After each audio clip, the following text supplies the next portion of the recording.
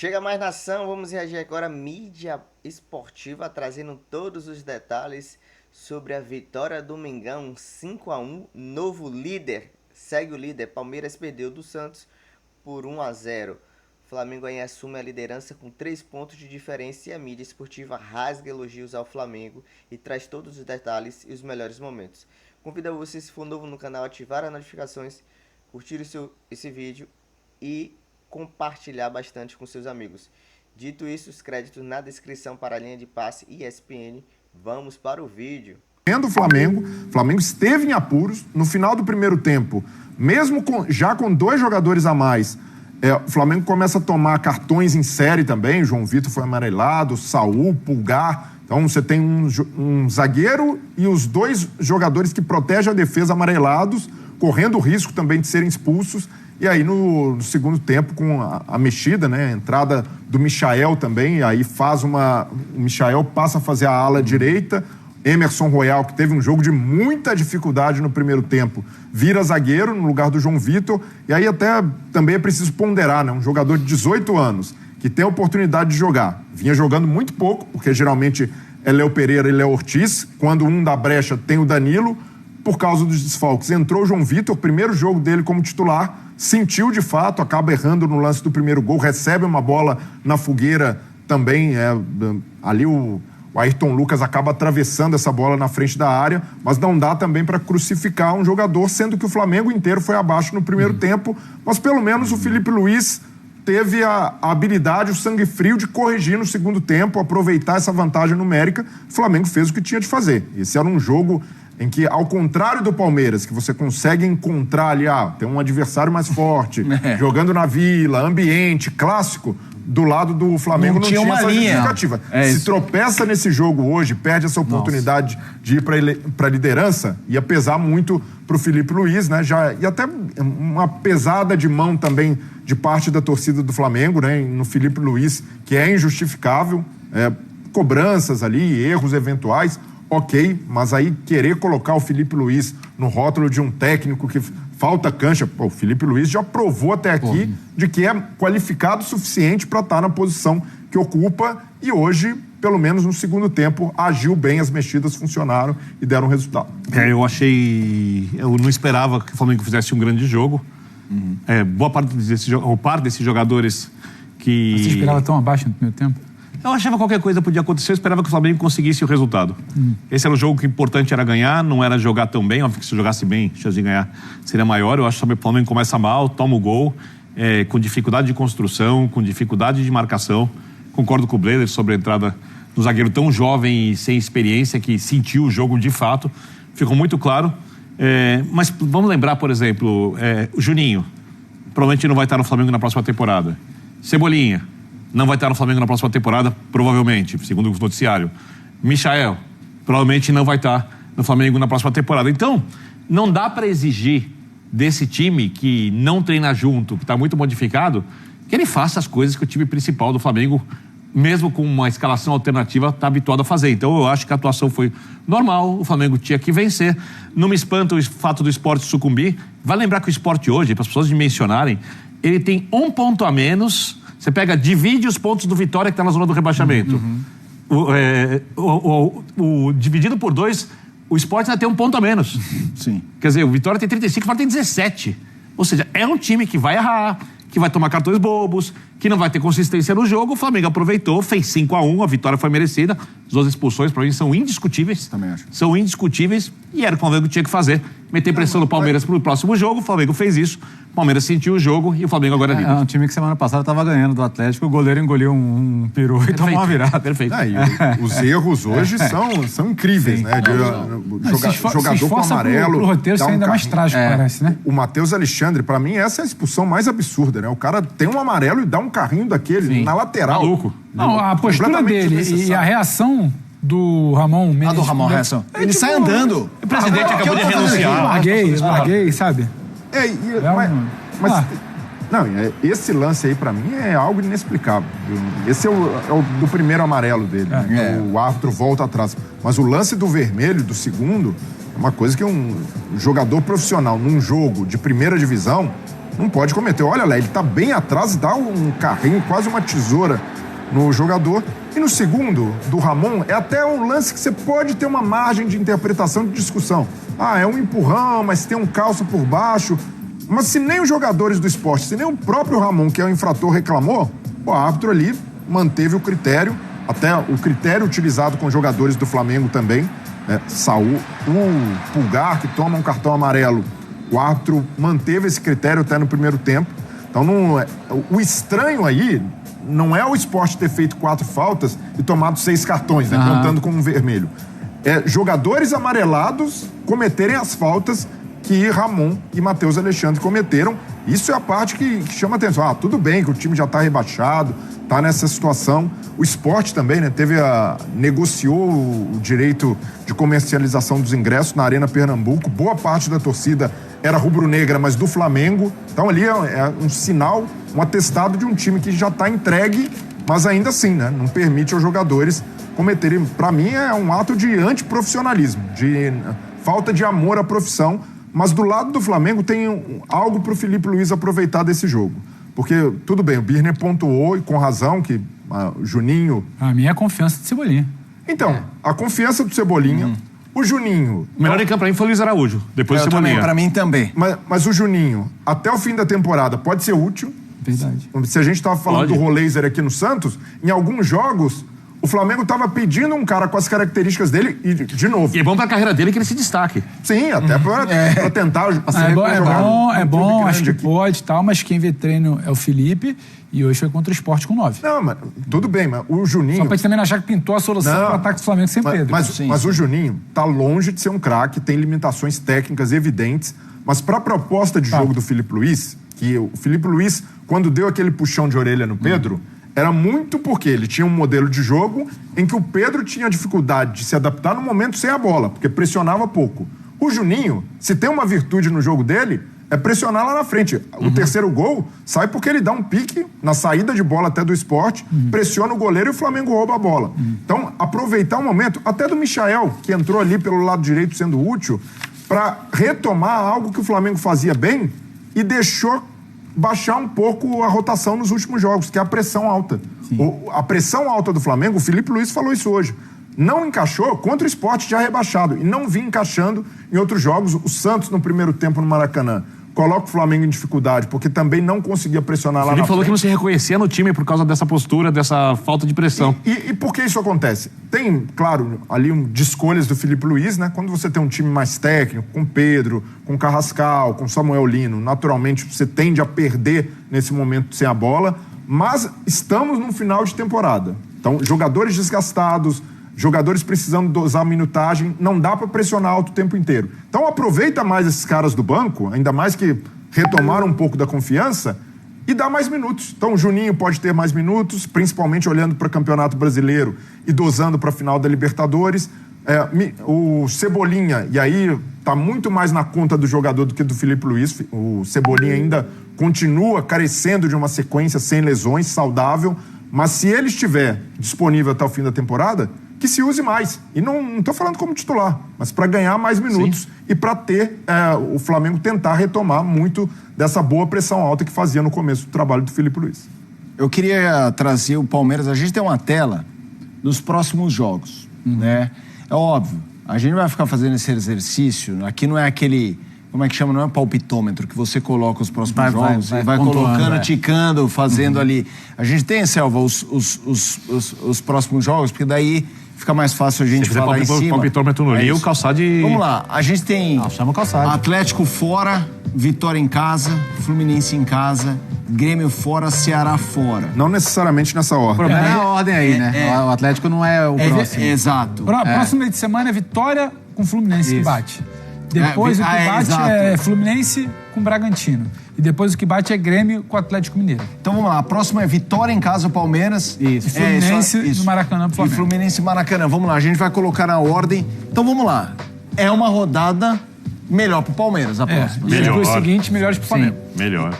E aí o quê? Aí a o resto... próxima rodada, ela parece ser mais favorável ao Palmeiras, porque o Flamengo tem um clássico.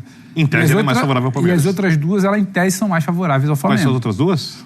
Na rodada que o Palmeiras pega o Fluminense, em casa, ainda que seja no Allianz, o Flamengo pega o Bragantino, também em casa. Sim, Maracanã. concordo contigo. E na rodada seguinte, o Palmeiras pega um Grêmio, fora, Tá. e o Flamengo pega um Galo fora 3 dias depois da final da Sul-Americana. Ou seja, Quando não dá pra decidir nada do importa, Atlético. não importa o resultado da final da Sul-Americana, né? Ganhando ou perdendo, ele vai estar... Ou vem abalado, tentando lugar de qualquer jeito, ou vem campeão, não é o Galo. resolveu a temporada. Não em é festa. o Galo mais mobilizado para esse jogo do dia Certeza, 25. certeza. Exato. Vamos lá. Para vocês, Só que na última além rodada... da questão, óbvio, que a questão matemática ela é muito importante. Eu vou falar além da questão matemática, o telespectador vai falar, pô, e aí, cara pálida, que mais? Mas, assim, a gente tá falando de astral, a gente tá falando de um monte de coisa. Lembrando que eles ainda desembocam na final da Libertadores. Mas, assim... E esses três jogos que a gente citou são os 3 jogos pré-final. Esses 3 jogos que você citou, tá. O que temos de mudança além da matemática? Assim, de astral, de... Vocês O momento é continuam... do Flamengo agora. Hã? O momento é do Flamengo agora. Como era do Palmeiras há 3 rodadas. Mas isso não garante nada. Mas na rodada que vem, se o Palmeiras ganha do Vitória, o Flamengo perde do Fluminense, o Palmeiras volta à liderança. E se o Flamengo empatar com o Fluminense? O Flamengo é líder, Flamengo é independentemente do Palmeiras e Vitória.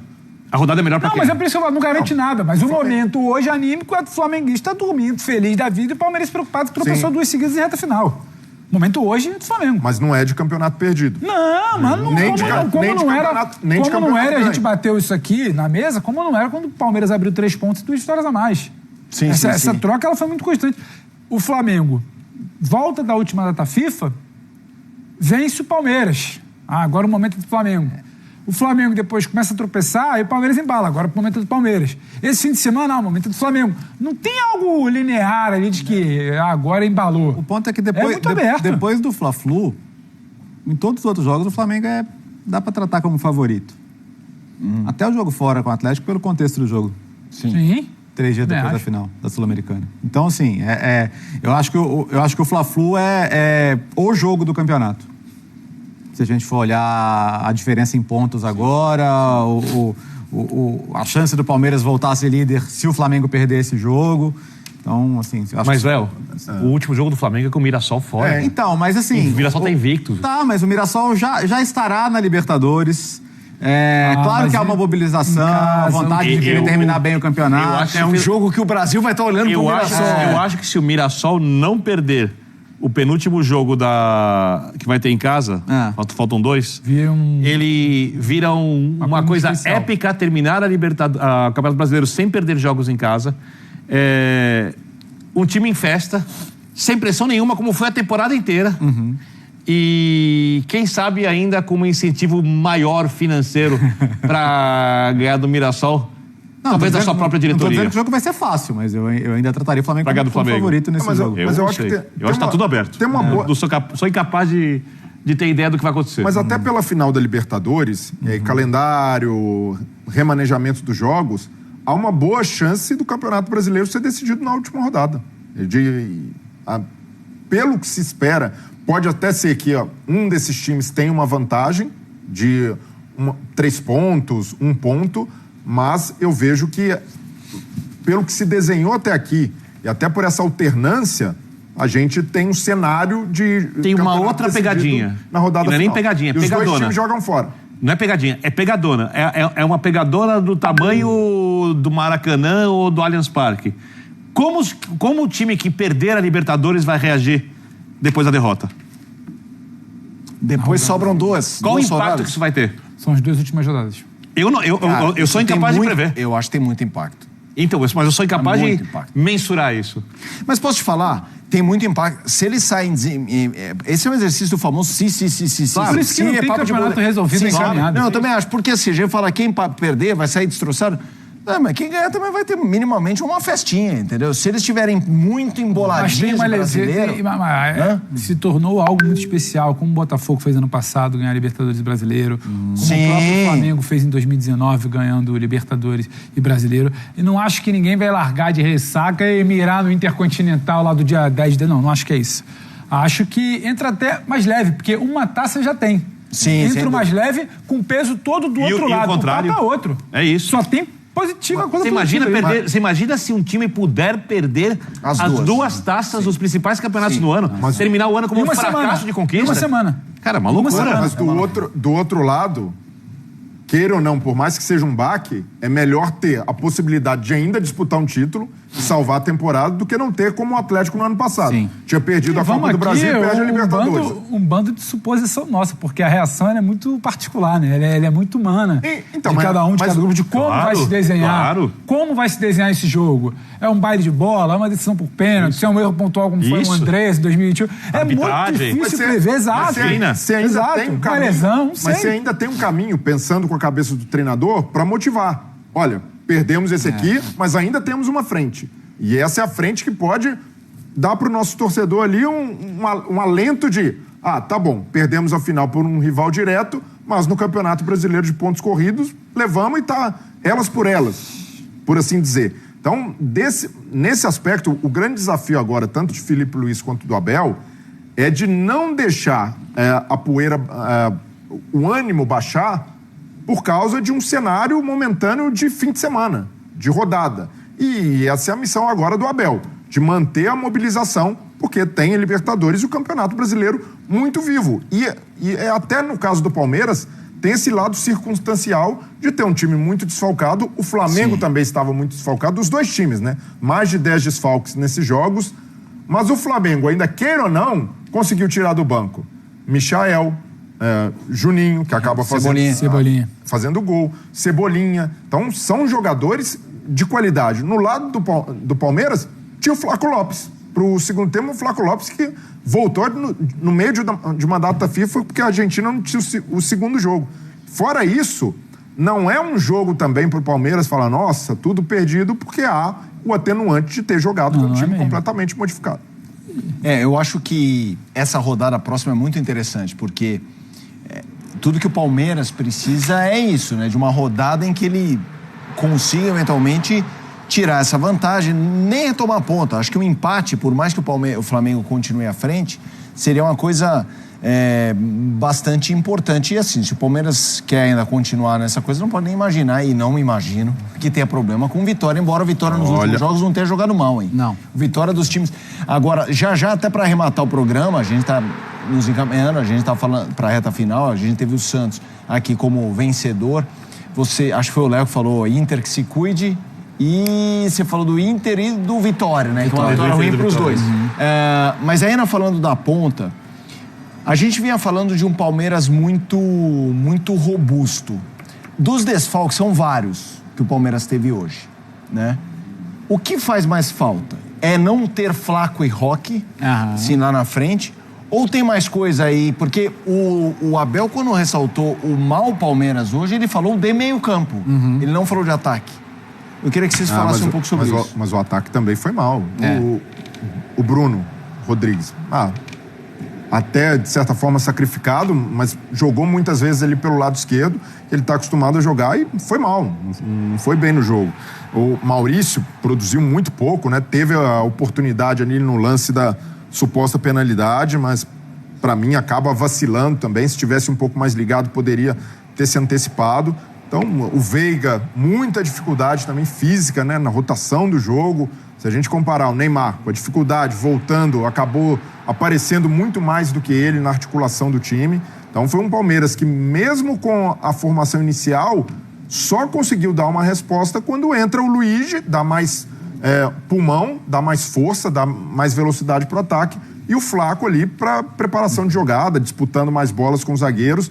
Mas foi um Palmeiras individualmente também no primeiro tempo muito abaixo, né? E não só porque o meio-campo não funcionou, mas porque eu nem digo escolhas do Abel, o que ele tinha à disposição para essa partida, esses jogadores apresentaram muito pouco. Você perde em capacidade de retenção de bola, você perde em poder associativo, você perde em capacidade de definição que eles têm, você explosão perde do Vitor Roque. Você perde muita coisa. Construção por dentro. Mudou então, tudo no Palmeiras. Então, assim, que não tinha, que era só pelo lado antes deles. É que assim, nunca são compartimentos totalmente separados, né? Claro, mas é evidente que você tem um pilar ali que estava funcionando muito bem que você perde, né? E aí? Eu só tenho uma coisa para dizer. Segue o líder. Isso mesmo. Flamengo vence e é o novo líder do Brasileiro. após o Palmeiras tropeçar. E o Flamengo não tem nada a ver com isso. O Santos fez a parte dele, fez a obrigação dele, saiu da zona de rebaixamento e o Flamengo goleou o Sport, já rebaixado, Sport de Recife, por 5-1, com gols de Luiz Araújo, por sinal um golaço. Juninho, bola bateu mais nele do que tudo, mas foi gol dele. Bruno Henrique, cavadinha, golaço. Ah, é Bruno Henrique, a torcida gritou. Teve gol também de Ayrton Lucas, cortando para a direita, chutando, sempre ele faz isso. E também o menino Douglas.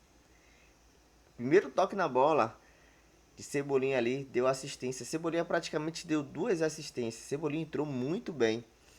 No seu primeiro lance, ele cortou a bola para o meio, chutou a bola, bateu na travessão, que foi gol de Juninho. E aí o Flamengo virou 2-1. Lembrando que o Sport tinha 2 jogadores a menos, porque foram expulsos claramente. Ninguém pode aqui dizer que foi roubo ou a arbitragem prejudicou o Sport em nenhum sentido. O Flamengo teve todos os méritos de ganhar e agora é o líder, com 3 pontos de diferenças. Vai para o Fla-Flu, o próximo jogo no Brasileiro. Tem que ganhar. Essas últimas rodadas o Flamengo não pode cochilar, não pode vacilar. Vai precisar ganhar. Assim como a diretoria já tinha colocado a proposta no início do ano. Prioridade ao brasileiro, mas Felipe Luiz pode nos deixar muito mais felizes se ele ganhar o brasileiro e também a Libertadores 29 de novembro, que eu acredito que essa taça, essa Libertadores é nossa. 29 de novembro, podem anotar. E acredito ainda mais, Andrés Pereira é um infiltrado que está lá, vai devolver esse título pra gente após ter vacilado lá em 2021. Dito isso, créditos na descrição e ESPN, trazendo todas os detalhes e as informações, linha de passe. Se você é flamenguista, convido que você se inscreva no canal, ative as notificações, curta esse vídeo para nos ajudar, pode hypar bastante aí, compartilha com seus amigos e amigas. Saudações rubro-negras, raça, amor e paixão. Isso aqui é Flamengo. Abraço, nação.